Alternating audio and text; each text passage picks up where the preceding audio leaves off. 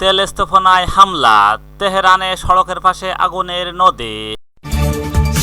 এরপর জানিয়ে দিব ইরানের জ্বালানি ডিপোতে হামলা চালিয়েছেন ইসরায়েল যুক্তরাষ্ট্র। আরও যা থাকছে, ভারতে যেভাবে গ্রেফতার হলেন হাদি হত্যার প্রধান আসামি ফয়সাল। সর্বশেষ জানিয়ে দেব ওসমান হাদি হত্যা মামলার মূল আসামি ফয়সাল ভারতে গ্রেফতার। এতক্ষণ শুনছিলেন সংবাদ শিরোনাম, এবার বিস্তারিত। তার আগে অনুরোধ থাকবে আজকের এই ভিডিও সম্পর্কে আপনার মূল্যবান মতামত। ভিডিওটি ভালো লাগলে লাইক, কমেন্ট ও শেয়ার করে সবাইকে দেখার সুযোগ করে দিন। তেল স্থাপনায় হামলা, তেহরানের সড়কের পাশে আগুনের নদী। যুক্তরাষ্ট্র ও ইসরায়েল এবার ইরানের তেল স্থাপনাকে নিশানা করেছে। রোববার 28 মার্চ যুদ্ধের নবম দিনে দেশটির তেল স্থাপনায় দফায় দফায় হামলা হয়েছে। রাজধানী তেহরান এর পশ্চিমে কয়েকটি তেলের ডিপো ও শোধনাগারে হামলা করার পর ভয়াবহ পরিস্থিতির সৃষ্টি হয়। কুণ্ডলি পাকানো আগুনে রাতের আকাশে রক্তব্য রং ধারণ করে। নালায় ছড়ে পড়া তেল থেকে সড়কের পাশে আগুনের নদী তৈরি হয়। আর দিনের বেলায় তেহরানের আকাশ ছিল ধোঁয়ায় আচ্ছন্ন। এইসব হামলায় অন্তত 41 জন নিহত হয়েছেন। 28 ফেব্রুয়ারি ইরানের যুক্তরাষ্ট্র ইসরায়েলি হামলার শুরুতে নিশানা ছিল মূলত তেহরানের সামরিক স্থাপনা ও শীর্ষস্থানীয় নেতারা। যদিও তারা বেসামরিক স্থাপনায় হামলা চালিয়েছে, গতকাল তাদের হামলার নিশানা করা হয় ইরানের তেল তথা জ্বালানি স্থাপনাকে। গতকালের ওই হামলার জবাবে সৌদি আরব, কুয়েত, জর্ডান, যুক্তরাষ্ট্রের সামরিক ঘাঁটি লক্ষ্য করে হামলা চালিয়েছেন ইরান। সৌদি আরবের আল খাস ও গভর্নরেটের একটি কম্পাউন্ডে ক্ষেপণাস্ত্র আঘাত হানলে এক বাংলাদেশি, এক ভারতীয় নিহত হন। কুয়েত বিমানবন্দর, জ্বালানি ডিপো, নিরাপত্তা ভবনে হামলা হয়েছে। এইসব হামলার 2 জন নিহত হয়েছেন। সার্বিক পরিস্থিতি তেল উৎপাদন কমানোর ঘোষণা দিয়েছে কুয়েত। গতকাল ইসরায়েলের তেল আবিব, হাইফা সহ কয়েকটি শহরে ক্ষেপণাস্ত্র ও ড্রোন হামলা চালিয়েছেন ইরান। এতে ইসরায়েলি 3 জন আহত হয়েছেন। বাহরাইনে ক্ষেপণাস্ত্র ড্রোন ভূপাতিত করার সময় টুকরো অংশ পড়ে আহত হয়েছেন 3 জন। ইরাকের এরবিলে মার্কিন সামরিক ঘাঁটিতে হামলা হয়েছে। ইরানের পাশাপাশি লেবাননে হামলা চালাচ্ছেন ইসরায়েল। গতকাল লেবাননের দক্ষিণ অঞ্চলেও ইরান সমর্থিত সশস্ত্র গোষ্ঠী হিজবুল্লাহর সঙ্গে লড়াইয়ের 2 সেনা নিহত হয়েছেন। আর লেবাননে ইসরায়েলের নির্বিচার হামলা নিহত বেড়ে 394 জনে দাঁড়িয়েছেন। ইরানে বেসামরিক স্থাপনায় নজিরবিহীন হামলার পর যুক্তরাষ্ট্রের প্রেসিডেন্ট ডোনাল্ড ট্রাম্প বলছেন, একটা সময় আসবে যখন ইরানে আত্মসমর্পণ করছে বলার মতো কোনো লোক থাকবে না। তবে তার এই হুঁশিয়ারির মধ্যেই নতুন সর্বোচ্চ নেতা বেছে নেওয়ার কথা জানিয়েছে ইরানের বিশেষজ্ঞ পর্ষদ, অ্যাসেম্বলি অব এক্সপার্ট। যদিও গতকাল শেষ খবর পাওয়া পর্যন্ত নাম ঘোষণা দেওয়া হয়নি। ইরানের প্রেসিডেন্ট মাসুদ পেজেশকিয়ান বলছেন, হামলার বিরুদ্ধে দৃঢ় প্রতিরোধ গড়ে তুলবে ইরান। এইসব হামলার কঠোর জবাব দেবে তার দেশ। 28 ফেব্রুয়ারি হামলার প্রথম দিনে ইরানের সর্বোচ্চ নেতা আয়াতুল্লাহ খামেনি সহ বেশ কয়েকজন নেতৃত্বাধীন বেসামরিক কর্মকর্তাকে হত্যা করে যুক্তরাষ্ট্র ইসরায়েল। এরপর থেকে দফায় দফায় দেশটিতে হামলা চালিয়ে যাচ্ছে যুক্তরাষ্ট্র ও ইসরায়েল। জবাবে ইসরায়েলও মধ্যপ্রাচ্যের বিভিন্ন দেশে থাকা মার্কিন ঘাঁটি লক্ষ্য করে হামলা চালাতে থাকে ইরান। চলমান যুদ্ধ মধ্যপ্রাচ্যের 12টি দেশে ছড়িয়ে পড়েছে। ইরান ছাড়াও এই সব দেশে 33 জন নিহত হয়েছেন। ইরানের নিহতের সংখ্যা হালনাগাদ তথ্য 2 দিন ধরে জানানো হচ্ছে না। গত শুক্রবার দেশটির রেড ক্রিসেন্ট জানিয়েছিল দেশটিতে 1332 জন নিহত হয়েছেন। দেশটিতে গতকালের হামলায় নিহত 41 জন হিসাবে আনলে মোট সংখ্যা দাঁড়ায় 1373 জন। মনে হচ্ছিল যেন শেষ সময়। তেহরান এর পশ্চিমে আলবোরস প্রদেশের কারাস শহরে কয়েকটি তেল স্থাপনায় গতকাল হামলা হয়েছে বলে জানান ইরানের তেল মন্ত্রণালয়। যুক্তরাষ্ট্র ইসরায়েল হামলার পর মুহূর্তেই কুণ্ডলি পাকানো ভয়াবহ আগুন দিনের মতো আলোর সৃষ্টি হয়। তেহরানের শাহরান তেলের ডিপোতে হামলার পরে দৃশ্য ভিডিও সামাজিক যোগাযোগ মাধ্যমে এক্সে ছড়িয়ে পড়ে। ওই ভিডিওতে দেখা যায় বিধ্বংসী ডিপোর তেল নালা দিয়ে প্রবাহিত শুরু করলে সড়কের পাশে আগুনের নদীর মতো পরিস্থিতি তৈরি হয়েছে। পরিস্থিতি ভয়াবহতাকে কিয়ামতের সঙ্গে তুলনা করেন তেহরানের এক বাসিন্দা। গতকাল সিএনকে তিনি বলেন, গত রাতে আমি বিস্ফোরণ দেখেছি যা আগে কখনো দেখিনি। মনে হচ্ছিল যেন কিয়ামত শুরু হয়েছে, কিংবা আমি দোজককেও ঠিক যেভাবে কল্পনা করি এটি ছিল অনেকটা তেমনই। এদিকে তেলের স্থাপনায় হামলার ফলে বিষাক্ত বৃষ্টি ঝরার বিষয়ে সতর্ক করেছে ইরানি রেড ক্রিসেন্ট। এটি ত্বক ও ফুসফুসে ক্ষতি করতে পারে। এই ধরনের বৃষ্টির সময় লোকজনকে বাড়িতে অবস্থান করার পরামর্শ দেওয়া হয়েছে। বাসা বাড়িতে অবস্থান করার পরামর্শ দেওয়া হয়েছে। তেল স্থাপনায় হামলার পর নাগরিকদের তেল নেওয়ার সীমাও কমিয়ে দিয়েছেন তেহরানের প্রশাসন।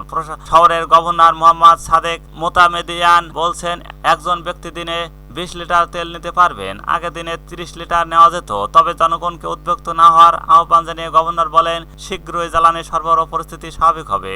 তেহরান বিশ্ববিদ্যালয়ের অধ্যাপক ফুয়াদ ইজাদিয়া আল জাজিরাকে বলেন, ইরানের জ্বালানি স্থাপনার মতো গুরুত্বপূর্ণ শিল্প খাত লক্ষ্য করে ইসরায়েলি হামলা এই যুদ্ধের একটি অত্যন্ত গুরুত্বপূর্ণ মোড়। তেহরান সহ ইরানের শহরগুলো এই প্রথম ধরনের হামলা দেখেছে। তিনি বলেন, এখন স্থানীয় সময় প্রায় দুপুর, কিন্তু ধোঁয়ার কারণে মনে হচ্ছে যেন রাতে নেমে এসেছে।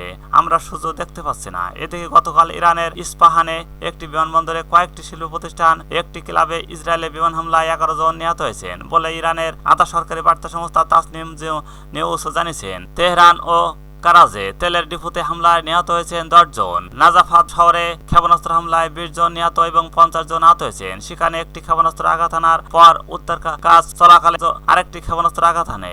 ইরানের পানি শোধনকারী হামলা হয়েছে।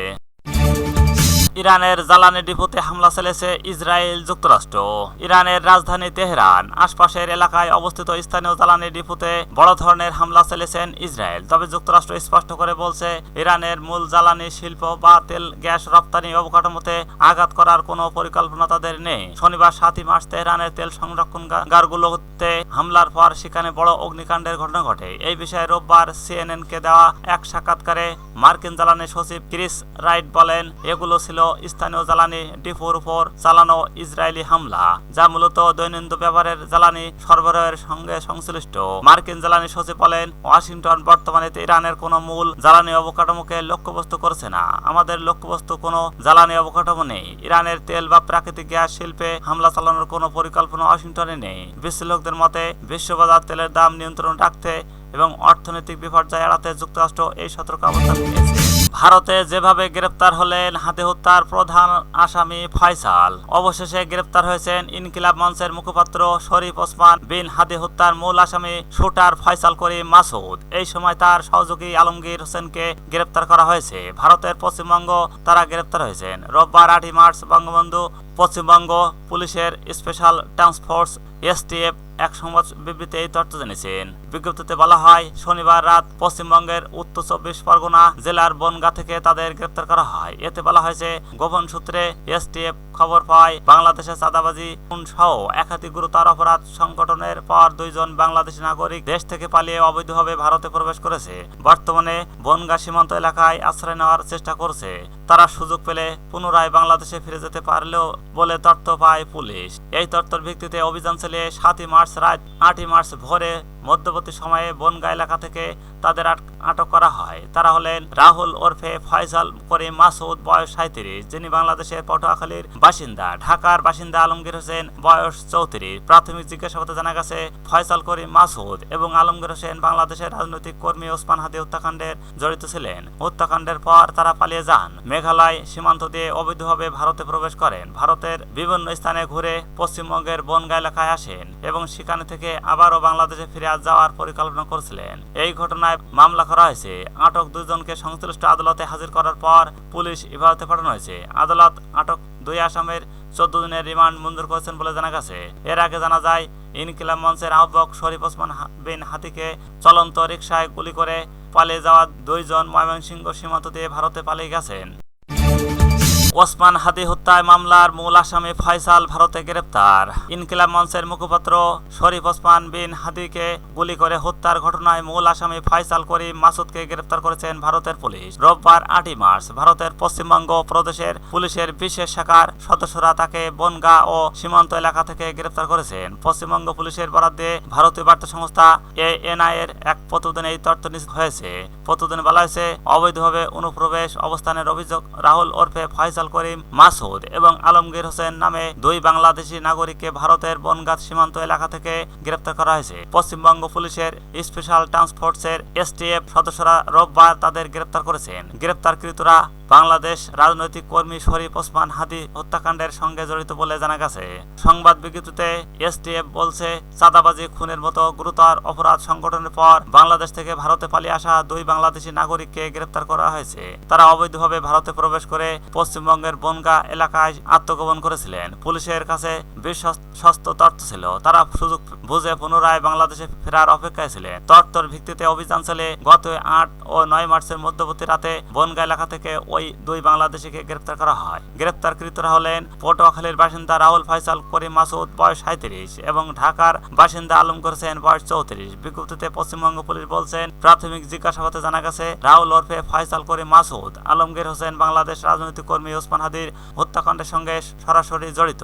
হত্যার পর তারা মেঘালয় সীমান্ত দিয়ে অবৈধভাবে ভারতে প্রবেশ করে। এরপর ভারতের বিভিন্ন স্থানে অবস্থান শেষে সম্প্রতি পুনরায় বাংলাদেশে প্রবেশের উদ্দেশ্যে বনগাঁয় জড়ো হয়েছিলেন। এই ঘটনায় গ্রেপ্তারকৃতদের বিরুদ্ধে সুনির্দিষ্ট ধারায় মামলা দায়ের করা হয়েছে। রোববার গ্রেপ্তারকৃতদের সংশ্লিষ্ট আদালতে হাজির করা হলে আদালত তাদের পুলিশি হেফাজতে পাঠানোর নির্দেশ দেন। এর আগে গত ডিসেম্বর শেষ দিকে এক ভিডিও বার্তায় ফয়সাল দাবি করেন তিনি বর্তমানে দুবাইয়ে অবস্থান করছে। ফয়সাল আরো দাবি করেন হাদি হত্যাকাণ্ডের সময় ব্যবহৃত মোটরসাইকেলে তিনি ছিলেন না।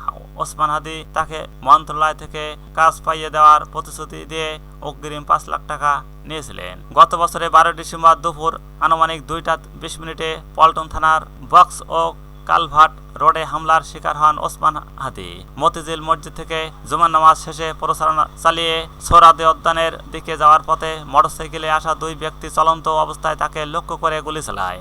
সেই সময় গুরুতর আহত অবস্থায় হাদিকে প্রথম ঢাকা মেডিকেল কলেজ হাসপাতালে এবং পরে এভার কেয়ার হাসপাতালে নেওয়া হয়। শারীরিক অবস্থার অবনতি হলে 15 ডিসেম্বর তাকে সিঙ্গাপুরে পাঠানো হয়। সিঙ্গাপুর জেনারেল হাসপাতালে চিকিৎসাধীন অবস্থায় 18 ডিসেম্বর রাত 9:45 তিনি মারা যান। এই হত্যাকাণ্ডের 18 দিন পর রাজধানীর মিন্ট রোডে ঢাকা মহানগর পুলিশের মিডিয়া সেন্টার আয়োজিত এক সংবাদ সম্মেলনে ডিএমপির অতিরিক্ত কমিশনার এস.এক নজরুল ইসলাম জানান, ধারণা করা হচ্ছে আসামিরা অবৈধ পথে সীমান্ত অতিক্রম করে ভারতের মেঘালয় রাজ্য প্রবেশ করেছেন। হাদির মৃত্যুর পর হওয়া মামলায় পলাতক থাকা ফয়সাল করিমের মা, বাবা ও স্ত্রী সহ বেশ কয়েকজনকে গ্রেপ্তার করে পুলিশ। তাদের মধ্যে 6 জন আসামি হত্যায় জড়িত থাকার কথা স্বীকার করে জবানবন্দি দিয়েছেন এবং 4 জন সাক্ষী ফৌজদারি কার্যবিধির 164 ধারায় সাক্ষ্য দিয়েছে। তবে অধরা ছিলেন হাদি হত্যার প্রধান আসামি ফয়সাল। তিনি হাদিকে গুলি করেছিলেন বলে জানা যায়।